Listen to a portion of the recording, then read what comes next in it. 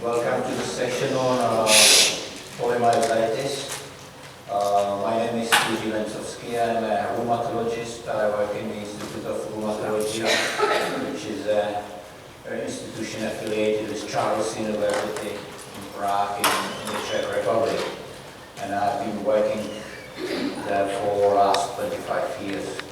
And I started to take care of patients with myositis, all sorts of myositis about 20 years ago. Everyone at the session said how they started, how they were attracted to the disease. In my case, it was not my decision, but our boss told me, you will be doing myositis. So this is why I'm working. And I'm quite happy because in the past years, it's a difficult disease to deal with, but we, at least in the case of polymyositis and dermatomyositis, we have lots of successes and we are able to treat patients. Sometimes there was a question whether it is possible to be off medication, and it's not frequent, it's not common, but sometimes patients can be off medication or very low doses of anti-inflammatory treatment. So sometimes we have successes. It's much better disease than, for instance, scleroderma, which is another autoimmune disease that we rheumatologists have to deal with, where it's very difficult to treat any symptoms of scleroderma. So with myositis, it's sort of easier. This is meant to be a question and answer session, at least I was told. I will have a short introduction into the disease, and we will then continue with your questions, and I will try my best to answer them. So, before I start on polymyositis, I thought I might give some short introduction about our institution and Prague, where I come from. So this is the picture of the institution where I work. It's quite interesting if you see it. This is the main building, and you see that it has a square shape. It's a building built in 17th century and used to be a monastery for monks, and so then it was a hospital, then it was a military, during the years it was a military base, and it's a hospital again.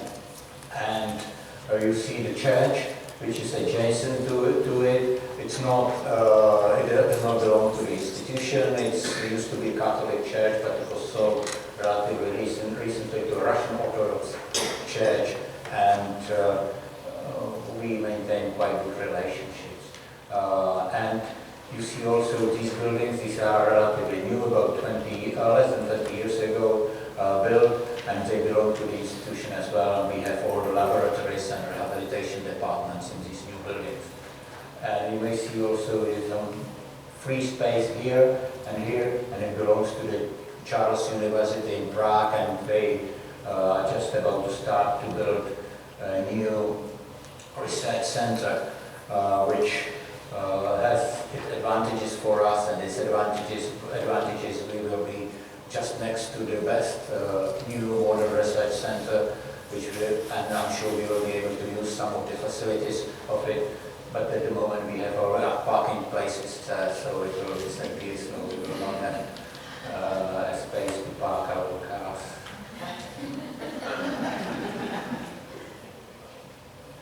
And this is another picture. I told you this is a square building, and in the middle there is a garden, and patients, this is the early spring, and patients can go to the garden and have a rest during the day.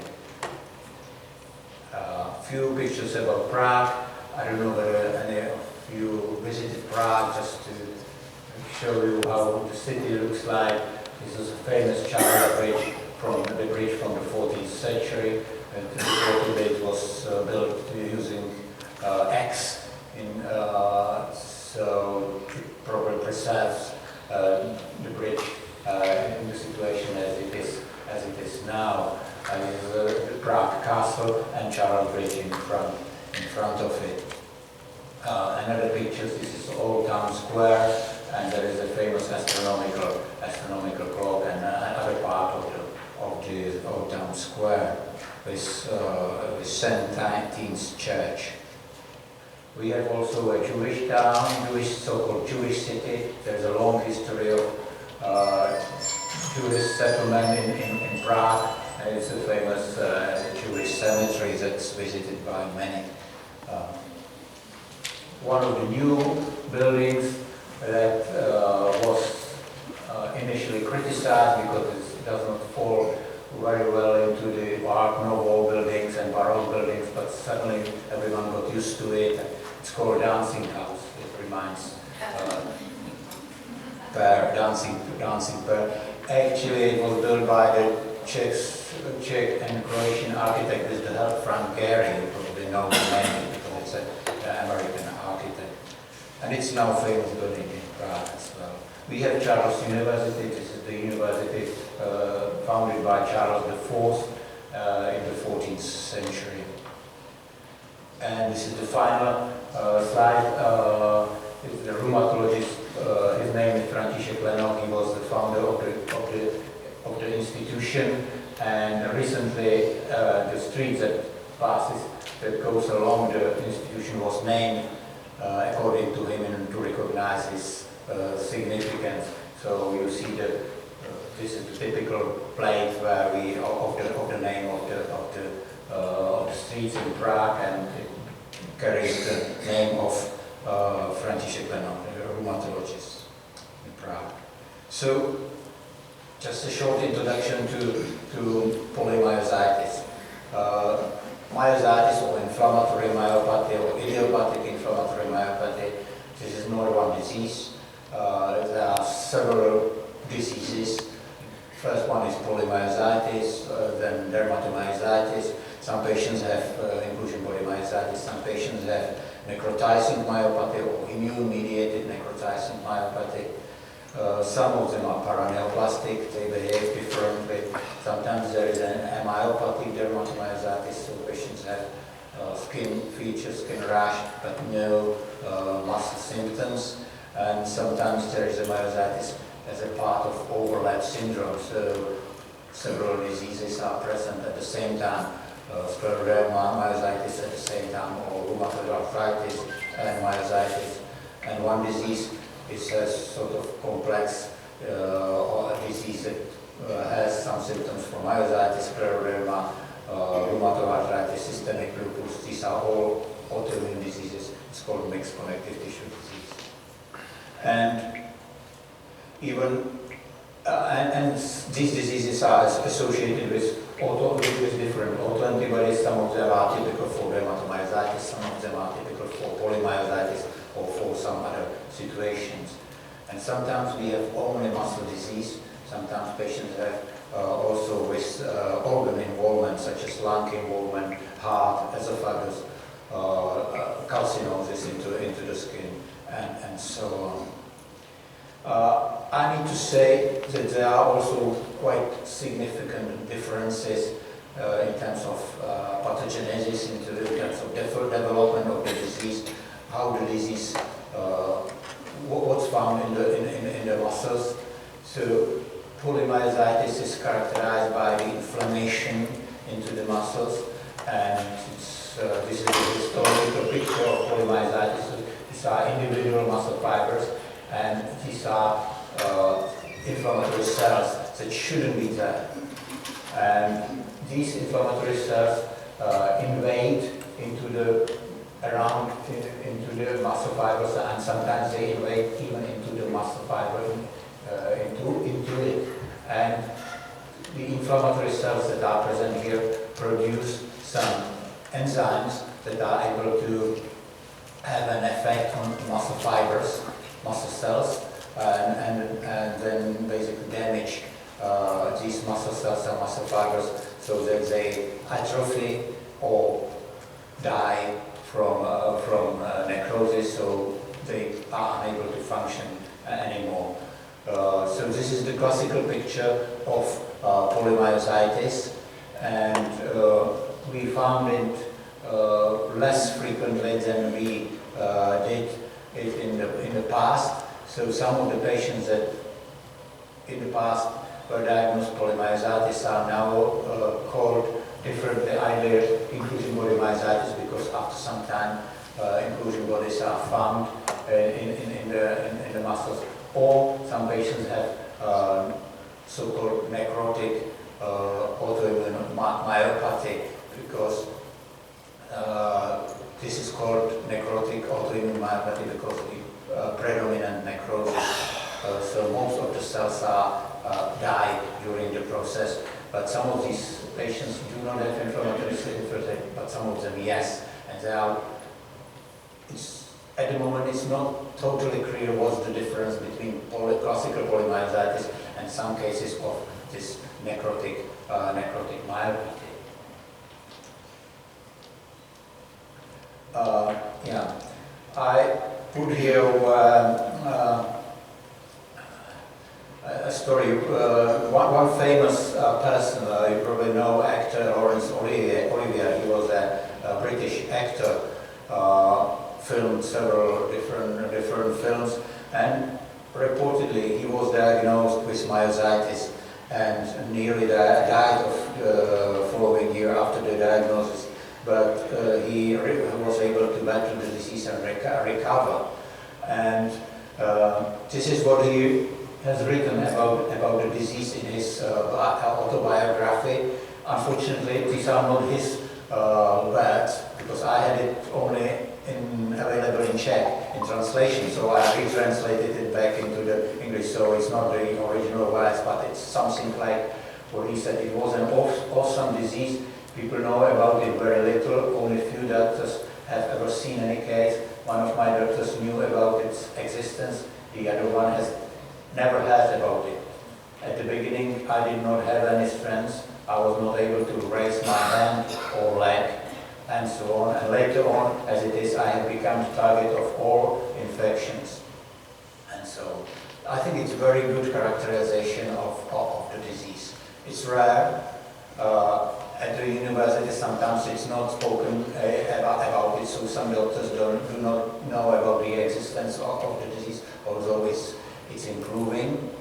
It's a very serious disease. He almost died of the disease. The main manifestation of the disease is muscle weakness. So he didn't have any stress. He was not able to raise his leg or arm or hand. And because it's treated with immunosuppressive drugs, disease itself and treatment predisposes patients to infections, because this disease itself is immunosuppressive. On one hand, there is an exaggerated increased immunity. On the other hand, some of the part of the immune reaction is depressed because of the disease. And we, unfortunately, the treatments that we use suppresses immune system as well, because if we want to suppress the immune system that's responsible for the disease, but at the same time we suppress the part of the immune system that's necessary for defense against infections. So the consequence is that patients are prone to different infections. This is what he has described as such. So, what are the main manifestations of polymyositis? It's mainly muscle weakness. It's located mainly into the proximal muscles, so like buttocks or thigh, or this part of the body, or arms. Also, sometimes there may be breathing muscles affected, or muscles in the back. So it leads to the weakness, and the weakness might be just slight. So sometimes patients complain that they couldn't raise properly from a chair, or one of the in our country, one of the main complaint is that they cannot get on the tram. And tram is, at least the older version of trams in Prague, is famous for the high step. so they could not get on the train. I think it's the same as into the train. Only the new modern trams have the possibility to walk directly into the train, but in the old ones that's very difficult, and they have to use their hands to get on the trains. Of course, they have difficulties to climb the steps, or if it is a severe disease and severe weakness, sometimes they cannot feed themselves because of the severe weakness, or raise off the chair or walk, and so on. The disease leads to the damage to muscle fibers, and there are many different proteins that escape from the damaged muscle fibers, such as one is called CK, or creatine kinase. It's the enzyme that's contained mainly in muscle cells, in muscle fibers, that leaks into the bloodstream, and we can measure it in the bloodstream in increased quantities, and it gives us some hint how active the disease might be. So when it is very high, it suggests that there is an ongoing inflammation, ongoing damage to muscle fibers. Whereas when it is normal or low, it still does not mean that the disease, it may be still somewhat active. It does not mean when the CK is completely normal that the disease is quiet and sleeping. So it just gives us some orientation.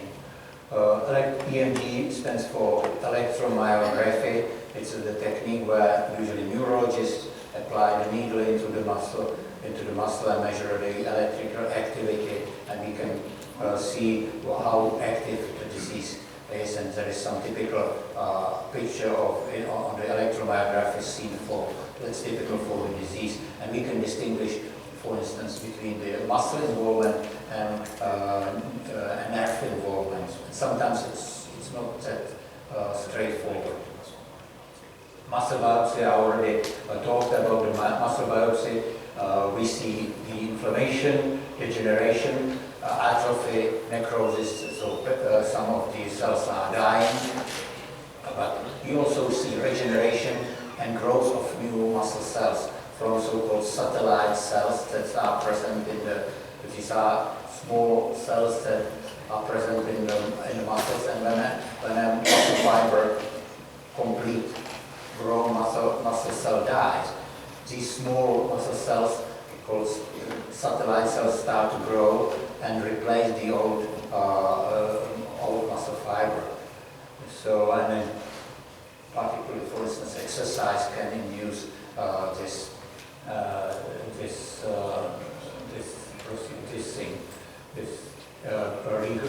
regrowth. But these satellite muscle cells must be there. If they are not there, if they are damaged somehow, muscle cannot regrow, and is replaced. Muscle cells and muscle fibers are replaced by fat and by scar.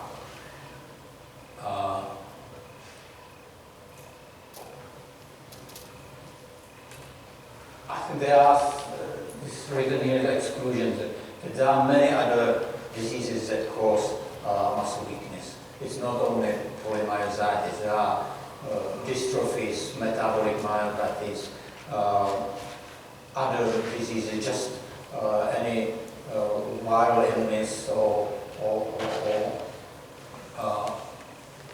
any which people are affected by the infections, sometimes a longer time going on, that are sometimes going on for a longer time, and that all this may cause some muscle weakness just because of the infection, because some other illness in the body. Of course, some metabolic diseases can cause muscle weakness. So sometimes it's very difficult to diagnose properly polymyositis. And occasionally we have patients where the disease starts with the classical picture with the inflammation into the muscle cells, with the invasion of muscle, of the inflammatory cells into the muscle fibers and causing damage. But then, sometimes after the treatment, the inflammatory cells disappear from the muscles. And there's not much obvious wrong with the muscles when the biopsy is done. But patients are still weak. There is a persistent weakness, despite there is not an ongoing, persisting inflammation. And we don't know exactly why is it so. So we think that it might be that the previous inflammation causes some changes into the muscle cells, that they do not work and behave properly, but we don't know for sure, we don't know yet. There are some enzyme changes that have been described that might contribute to this situation, but we don't know exactly why is it so, and consequently we don't know how to improve it and how to treat it. So what we recommend is usually try to exercise so that some of these fibers are replaced by the new ones from the satellite cells. And some of the new criteria contain also the use of the detection of the autoantibodies that help us to identify the disease.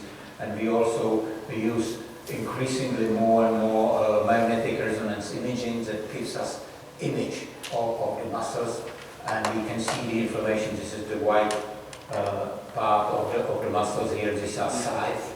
And what is white means water and inflammation, and it helps us to decide whether it's why patients are weak, whether there is an ongoing inflammation with the water and magnetic resonance imaging, with the inflammation that we see, or sometimes we don't see it, we see only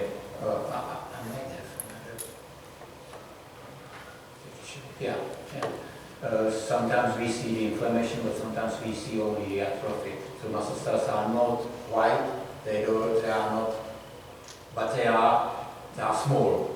You see, they are not as big as those ones. They are inflamed but not atrophic, but these muscles are very atrophic. All this, what is here, is fat and skin, but muscles are atrophic, so are damaged by the process, but the process is gone.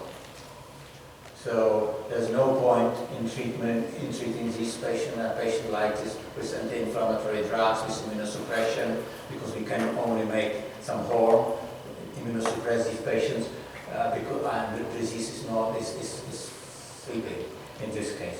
In this case, you can see both. There is an atrophy, but still ongoing disease. So there is a point in treating this patient with anti-inflammatory treatment, immunosuppressive treatment, and of course to recommend some exercise as well. For this patient, it would be only exercise that we can do.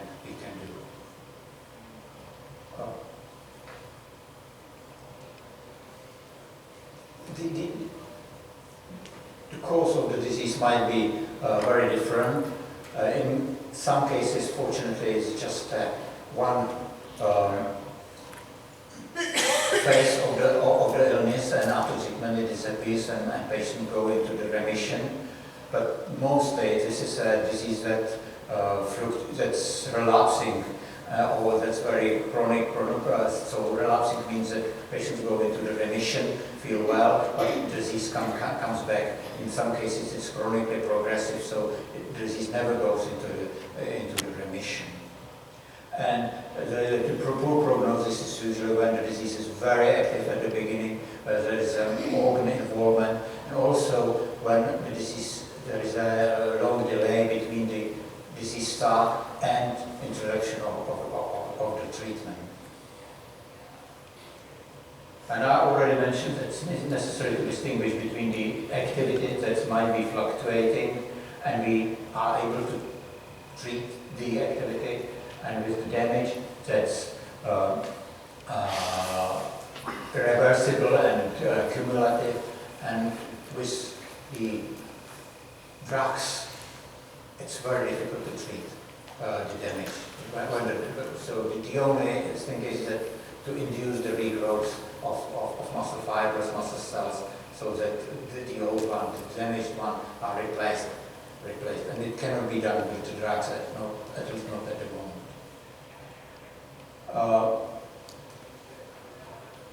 There is a lot of development with respect to the presence of autoantibodies in patients with polymyositis and also other subgroups of myositis. Some of them are quite specific for myositis. We call them myositis-specific autoantibodies. One of them is NTSRP. That's typical for well, we used to say it was typical for polymyositis, but now when we recognize this necrotizing myopathy, it's more typical for so-called necrotizing myopathy. Then Me2 is typical for dermatomyositis. It has nothing to do with polymyositis. But there is a group of autoantibodies that are directed against tRNA synthetases. Very difficult. These are enzymes that are present in the cells that help to transfer amino acids to the place where the protein is formed. And there are different ones. And there are actually 20 of them in the cell. And 8 of them were described to be targeted for the enzyme that charges, that processes this thing. Are targets for autoantibodies in patients with myositis, and mainly in patients with polymyositis. And these are patients that have so-called antisynthetase syndrome, so they have myositis, they have lung involvement, they may have so-called mechanic sense, so it is sort of cracking and scaling of the skin on the fingers. You can see some picture here. It may be quite more pronounced. Patients usually have arthritis and start with fevers at the beginning of the disease, and they may have Raynaud's phenomenon, which means that fingers get white at the beginning, initially white, and then they are swollen and acquire red and violet color, and it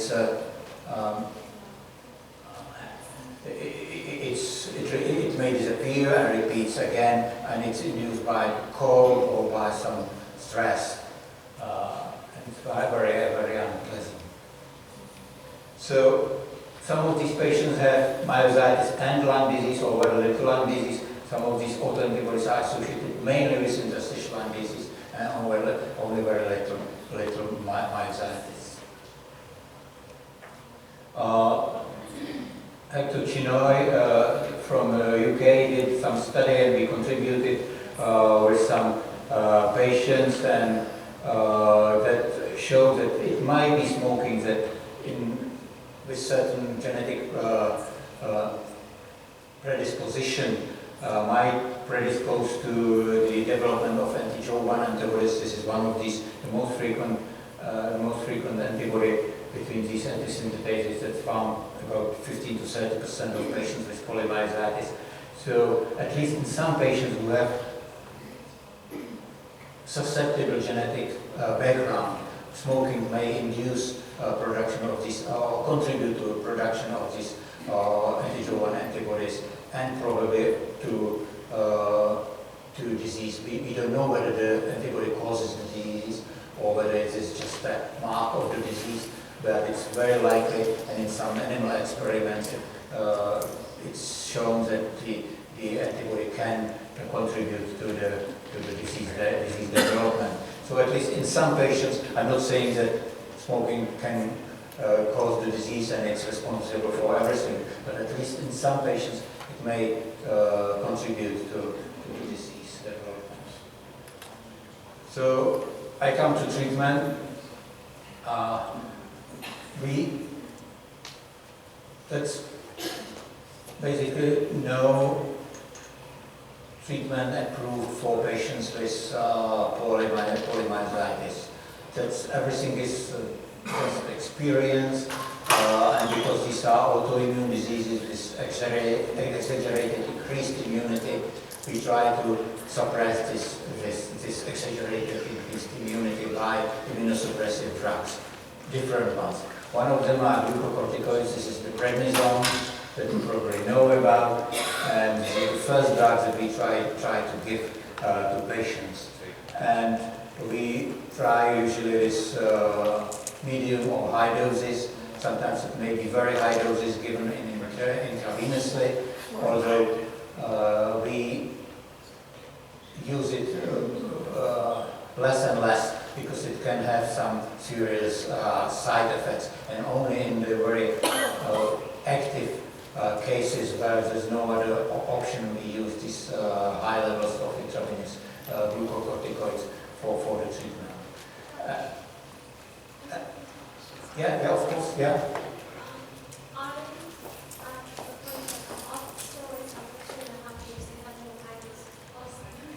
I had polymyositis since 2012, diagnosed through a biopsy with the anti-SRP and also necrotizing myopathy.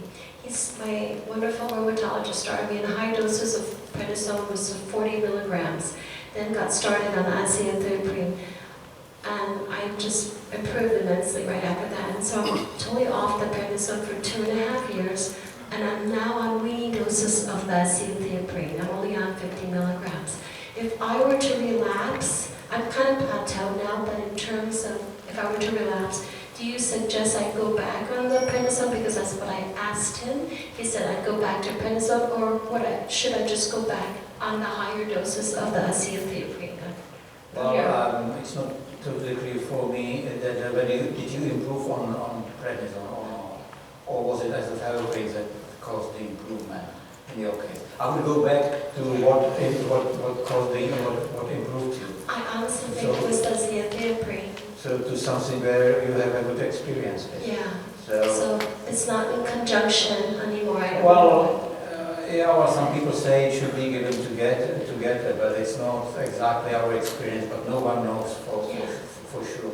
The thing is that prednisone can have serious side effects, and 40 milligrams is already high dose or middle high dose. So it causes side effects, particularly when it's given for a prolonged period of time. If it's given for, let's say, 4, 6 weeks, 8 weeks, that's fine. And rapidly taper, this is fine. But when it's given for a prolonged period of time, then it's much better to go back and add some immunosuppressive drug. But you were fortunate with anti-SRP positive polymyositis is difficult to treat. So we usually have to go further. Either methotrexate or azathioprine, if it's not effective, we go to cyclosporine A, or combination methotrexate and azathioprine, or with cyclosporine, sometimes cyclophosphamide, because for some time this drug is very toxic, very immunosuppressive, but it's effective. And we, at some point, it was not recommended to give it in patients with myositis, and sometimes we don't have any other option, and we had relatively good experience with the drug, particularly recently. There's a new drug, mycophenolate mofetil, that might be effective, but there's no study with it, and intravenous immunoglobulins that might be effective in some patients, although I think it's debatable. I expect some questions about it. We participated in a clinical trial a few years ago that was conducted in Europe by a company that they had 45 patients, and half of them were treated with intravenous immunoglobulins, and the other half did not get it for the first 3 months and only later on. But finally, they did not find significant differences. They never released the results. They never filed for the drug. So I don't know the detail, but it suggests that probably failed. So at least in this setting it failed. On the other hand, we have some anecdotal experience on patients, particularly with this necrotizing myopathy. It's extremely good effect of intravenous immunoglobulins. But if it is not, these are not effective, we go to sort of experimental drugs such as tacrolimus, rituximab, leflunomide, or some other drugs. And I think I have, there are some other drugs being in trials, like tocilizumab and drug against interferon alpha, and so some of those. Abatacept, this is a drug used in rheumatoid arthritis, and we have some preliminary, very small pilot data. It might be effective in some patients. So there are some trials going on in polymyositis and in dermatomyositis and some other diseases that might be promising, but we don't know what the result is.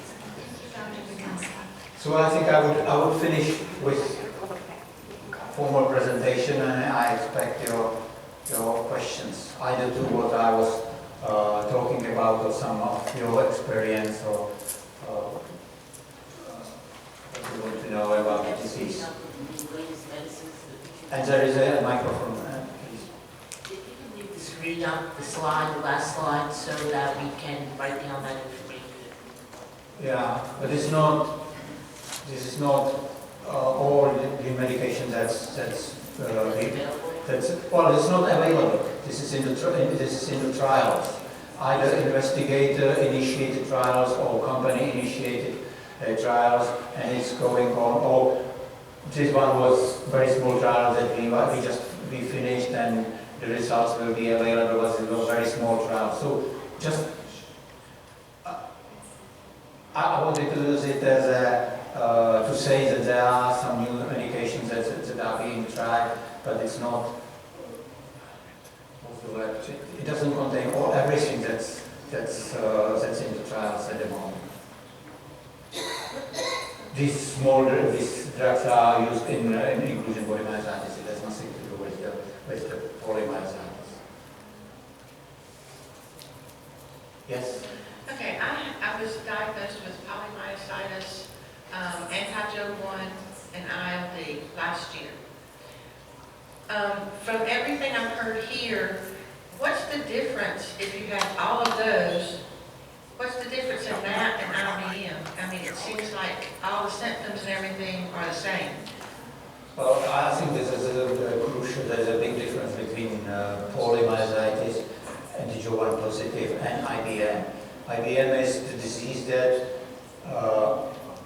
contains some inclusions, not only inflammation, but inclusions in the muscle fibers. We don't know yet what is in the inclusions, but the main difference is that polymyositis we can treat successfully with immunosuppressive drugs, with prednisone, glucocorticoids, whereas in inclusion polymyositis, that's the disease that's known for the fact that it's untreatable, it cannot be treated, it's very difficult to improve. There are some drugs that are being used. There's a drug called alemtuzumab, very toxic drug that led to stabilization or stop of progression of the disease, but not to improvement. Whereas in polymyositis, there are patients that can be improved quite significantly, particularly the lung disease. Sometimes it's only occasionally a quite severe one, but we can improve this quite significantly with immunosuppressive treatment. So there is a crucial difference between IBM and polymyositis. Although it may look like at the beginning on the histology, on pathology specimen, very similar. But the Jo1 antibodies, it's actually signs that it's not IBM. So it's if I can say, it's a relatively good news because IBM is worse. So it's better to have PM than IBM.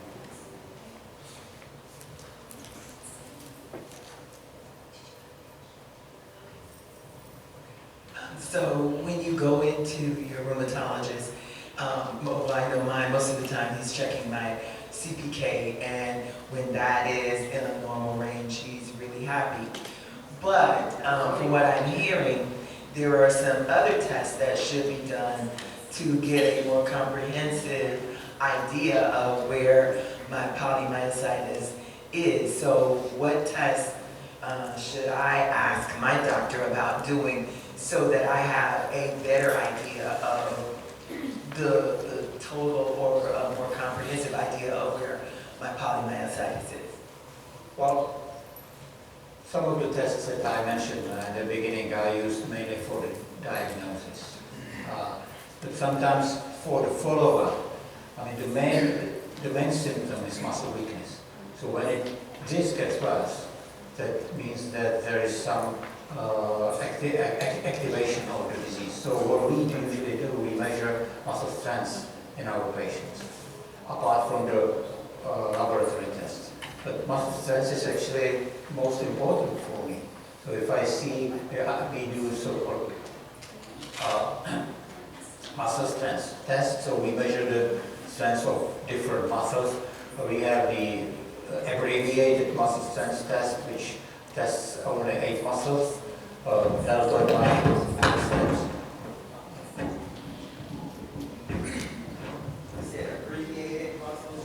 Abbreviated muscle strength test. So these are 8 individual muscles that are tested. It's abbreviated because it tests only 8 muscles, but there is a good correlation with the comprehensive muscle strength test. The advantage is it takes, let's say, minutes, or it depends how experienced the evaluator is. Whereas to test 24 muscles, it probably takes about half an hour, or maybe even more. Whereas the 8 muscles, it can be tested in 4 or 5 minutes. So it helps me. So I do it myself when I see a patient and they complain and they say, well, I feel a little bit worse. So I test routinely, periodically, every 6 months when I see patient. And if I see that there is more muscle weakness, it's a sign for me that the disease progresses. It may cause some damage as well. So I'm not saying that for 100% it's the activity of the disease. Maybe atrophy and the patient does not exercise and things like that. So I need to take everything into account. But it may be that's the flare or the activity coming back. This is one thing, and this is the most important for me. Then I test CK, CPK, and some other enzymes. But I already mentioned, if it goes up significantly, it's a signature, it's a sign of the flare, of activity that's coming back. If it stays the same, or even if it's normal, it doesn't help much because it still doesn't rule the activity of the disease. Somehow it's not leaked out from the cells, although they don't, muscle cells, although they are still affected by the disease. And so there is a relatively short half-life of CK, so it may go, it may be metabolized sort of, or rarely, but there were some inhibitors described of CK, so it is increased, but it's not measurable because something inhibits it and prevents it for measurement. So CK is not very good. If I'm in real doubt, I can order the magnetic resonance imaging, MRI. That's very useful, but it's expensive. But sometimes we do it. And if in real doubt, and we don't know exactly whether it's the activity that's persistent or whether it's damage and what to do, we may order rebiopsy, but we do it very, very rarely because biopsy is quite unpleasant procedure. So, yeah. See, the thing is, as a patient, I'm sorry, I've had it since 2000. So when I go in for my test with my rheumatologist, in many cases, my CPK is what we call a normal range. And he has me stand up and push my head back. And so that's okay. But I feel some things going on. So evidently those things that he's doing for me are not really finding if there's something else going on with me. So I'm just trying to find out if there's a test or how can I be more proactive for myself to get a more comprehensive idea of what's going on with me. Because what he's doing is not telling him that something is wrong, although I know, I can feel that something is going on. Well, I told you at the beginning that there might be sometimes situation where there is still persistent muscle weakness, but we cannot find anything. And we don't know why it's so. This is one of the research aspects that we would like to investigate, because we feel that it might be that some changes are induced during the inflammatory process into the muscle cells. They persist, so it leads to the irreversible damage in the muscle cells. They don't function properly. This is a hypothesis. I don't have an evidence for it, but this is what we would like to investigate, whether the metabolism of these muscle cells are normal or whether it's impaired somehow. There are some suggestions that some enzymes within the muscle cells do not function properly. So the previous disease caused probably some changes in the muscle cells that are persistent, and these muscle cells cannot function properly. But we don't know. We know very little about this. But we are not alone in what you're saying. So there are patients who complain of persistent muscle weakness. We cannot find a reason. There is certainly not ongoing inflammatory process. So something must have happened to the cells, muscle cells, that causes these symptoms. Okay, yeah. Thank you for traveling so far. I have polymyositis with the anti-SRP. Initially, they used high-dose cortisone, the steroids, and then switched me to azathioprine. I got good results for about a year, and then everything came back. The weakness came back. Lost a lot of function. So now for a year and a half, myopathy. But I am on the maximum dose. Is there any evidence that anti-SRP only tolerates certain drugs for a certain time? If I'm getting really good results at that high dose of mycophenolate, is it reasonable to expect it to continue, or because it's anti-SRP and they warned me that that makes it a little more difficult to treat and I may have to go through several modalities? Do you have any research indicating what the outcome of that is? No, there's no such indication that some in anti-SRP myositis, some drugs might be more toxic or might be less tolerated than others. There is very little evidence for mycophenolate in the treatment at all of myositis. So anti-SRP is probably rare. It's very good, it's effective in your case. There is some evidence that rituximab, this is the monoclonal antibody against B cells, so it's a so-called biological treatment, might be effective in some patients with anti-SRP myositis, but certainly not in all. But there are several case reports in patients with anti-SRP polymyositis who didn't respond to classical treatment and responded to rituximab. So if there is something wrong, the mycophenolate stops to work, there is still a possibility to go for rituximab. Oh, okay, yeah. Hi, I have polymyositis since 2000, and nothing has worked for me. But I've been on rituximab for 2 years already, and it has made a big change. But my CPKs have been normal for the past 5 to 6 years, and my rheumatologist was saying that it's because maybe I don't have any more muscle enzymes anymore. That's gonna elevate them. So how do I know when I'm on remission, or if I'm getting better, or is it something that I'm just gonna play by ear from now on, or how long can I be on rituximab? I'm sorry, I had difficulties in understanding. Are you able to somehow? I'm sorry?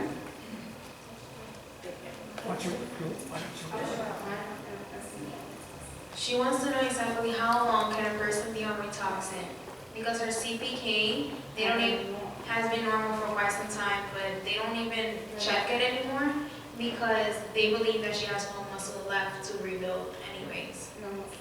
On rituximab. Yeah. Well, it's usually given every 6 months in the full dose. It's not recommended to give it more frequently, but there's no rule. There's in myositis there are, as I mentioned, there are only case reports or small case series like 8 patients, and half of them responded, half of them not. There are 2 regimens. One is to give it every 6 months in 2 infusions. The other one is used in oncology, that's every week for a month. Then there are 4 infusions given in lower dose.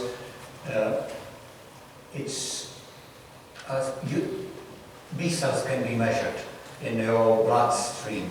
So if they go back, because they are killed by rituximab, so if they go back, it's a sign that they come back and they might be responsible for the disease. So in this situation, you should be retreated. What we do in patients with rheumatoid arthritis, this is a different disease where rituximab is used. We give induction with 2 infusions usually, and if it's effective, we repeat it after 6 months. And then we repeat the infusions, but only one every 6 months as a maintenance treatment to prevent any flares. So that might be an option in myositis, but no one knows for sure. So, but if it's effective for you, I think it should be repeated once in 6 months. I was diagnosed 5 years ago, finally, with PN. High dose of prednisone. 4 years, good numbers, finally told you're in remission. Reduced the prednisone down. Weakness came back a year ago. Everyone was in a quandary. They said I had steroid myopathy now. Mm-hmm. Now my concern is my numbers went up. Of course, now I'm back on steroids. Now, is this going to be a continuous circle for me between the polymyositis and steroid myopathy? Yeah, that's a very difficult situation that we frequently face. The steroid myopathy is, the manifestation of steroid myopathy is weakness. So sometimes it's indistinguishable from the activity of myositis. So what we can do, we can either try to increase or decrease the dose of steroids. What we feel, if we feel that steroid myopathy, I usually decrease the dose of steroids. If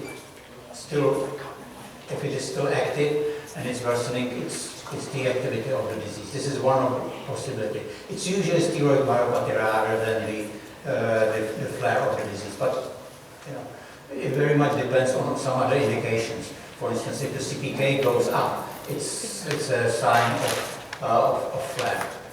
The other thing what we can do, and I would probably do, is the MRI.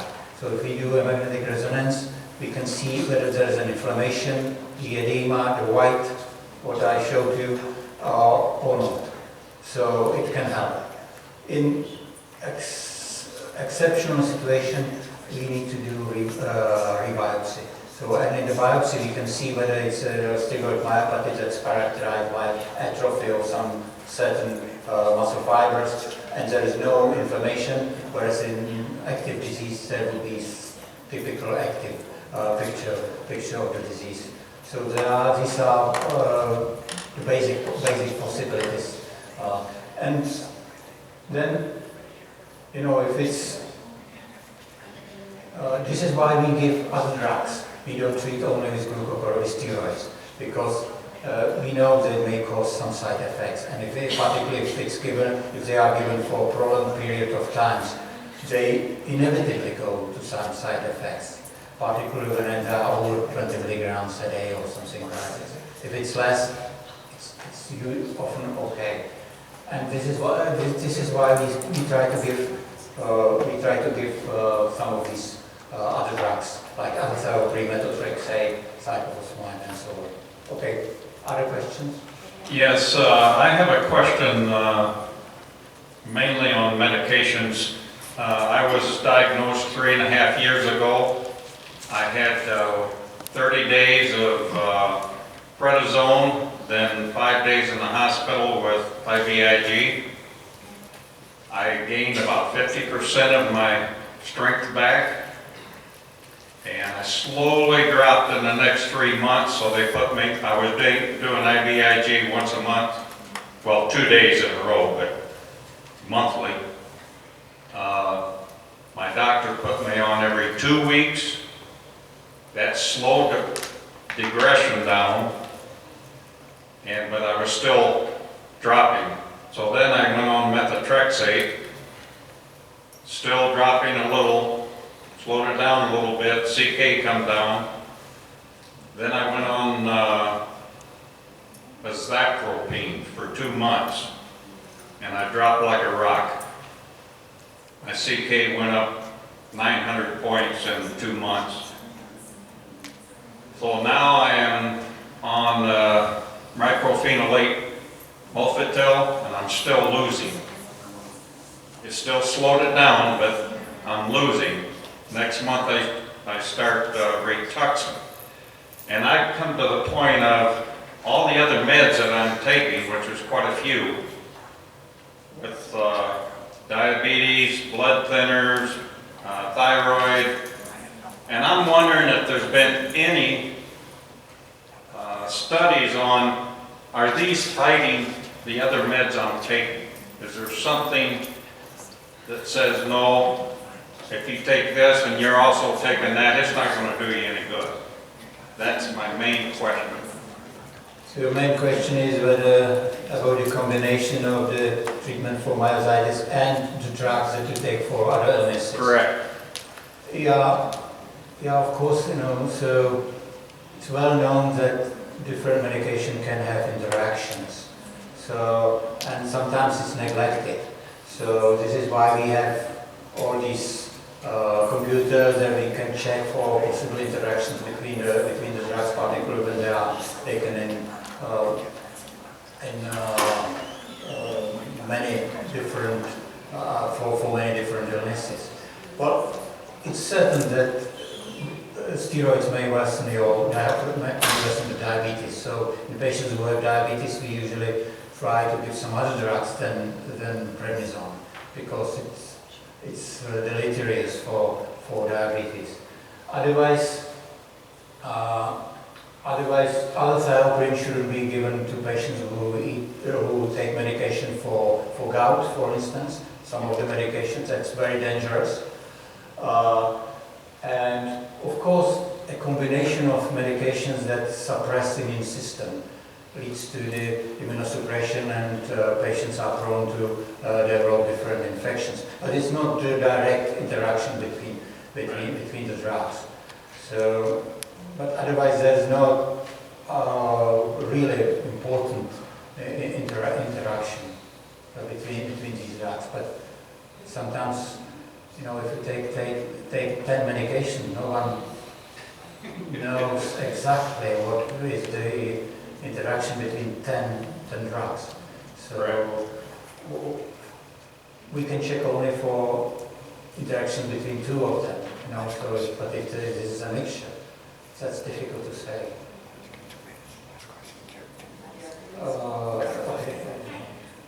Okay, my question is, what percentage of myositis patients don't have the antibodies, and does that correlate at all between the different types of disease? Good question, yes. There are patients who, it depends when you ask. If you had asked me 10 years ago, probably 50% or 60% of patients, 50% or 40% of patients with polymyositis do not have any antibodies. But in the last 5-7 years, there were new antibodies discovered.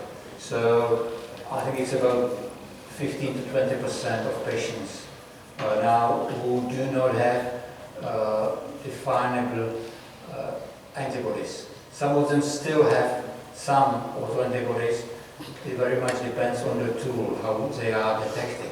So there is a tool called radiative immunoprecipitation that detects whether there is something present or not, and based on the comparison with known autoantibodies, it's assigned the activity. But you may get something which is unknown, which is not assignable to any known activity, and it happens. You know, but the tool is available only to several research laboratories in the world. One of them is Sonel McHugh from Bath. He is one of the persons who is able to do it, and he does it for us. So using this, there is another 5 to 8% of patients who have some antibodies, but we are unable to define, we are unable to say what it is. It's future research. But still, let's say 10% of patients do not have any autoantibodies. They often do better than those without. Hi, I was diagnosed with polymyositis about a year and a half ago. And first I was on prednisone and slowly tapered. But I've always had more pain than weakness in my legs. Terrible pain every day. And so first I was put on Imuron or Zyre. It didn't do anything. And now I'm on methotrexate and it's not helping at all. And I've asked my doctor for some kind of pain medication and he absolutely refuses to give me anything. And I'm wondering, is that normal to not get anything for pain? Well, first, pain is usually not a symptom of myositis or polymyositis. So it makes me worry a little bit about the diagnosis, because most of our patients actually do not have any pain. That's muscle weakness. That's not true. That's muscle weakness. I'm saying what our patients tell me. Some of them have pain, and the pain might be present initially at the beginning of the disease. One more question, that's all we got.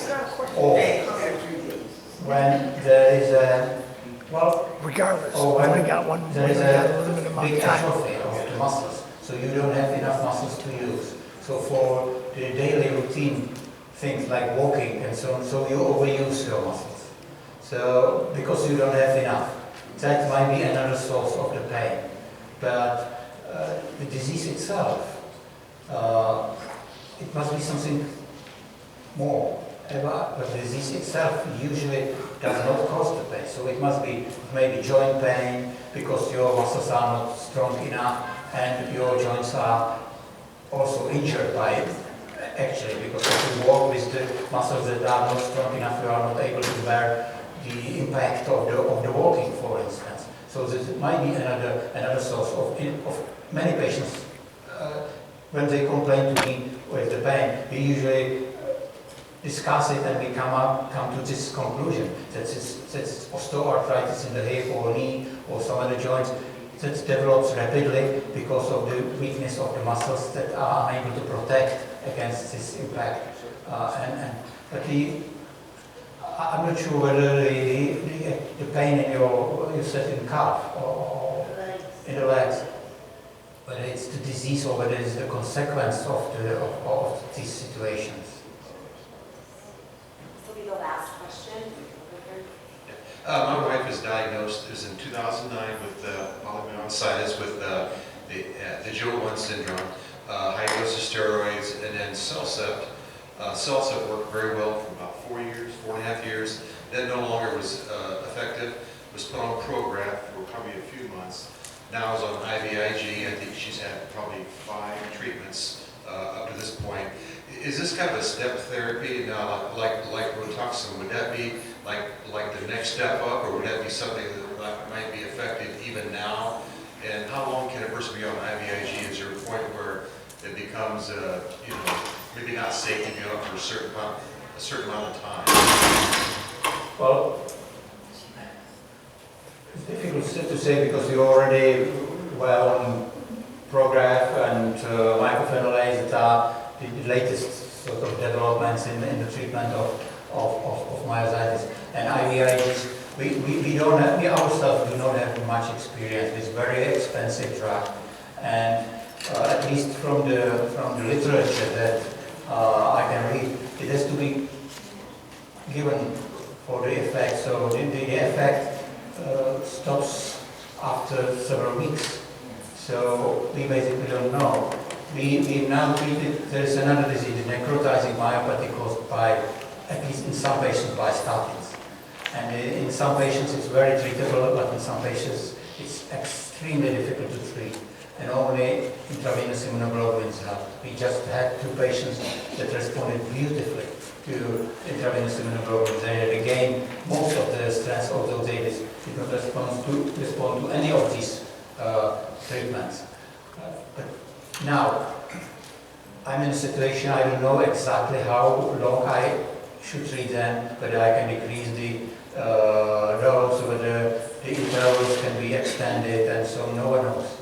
With this respect, but from the original work in dermatomyositis, Dr. Dalakas published many years ago, treatment with intravenous immunoglobulins. He had only a few patients, 5 against 3. But the response was there only when the drug was given every, I think 6 weeks or something like this. And they started to lose the response after that. So it's not cure, it's the treatment, apparently.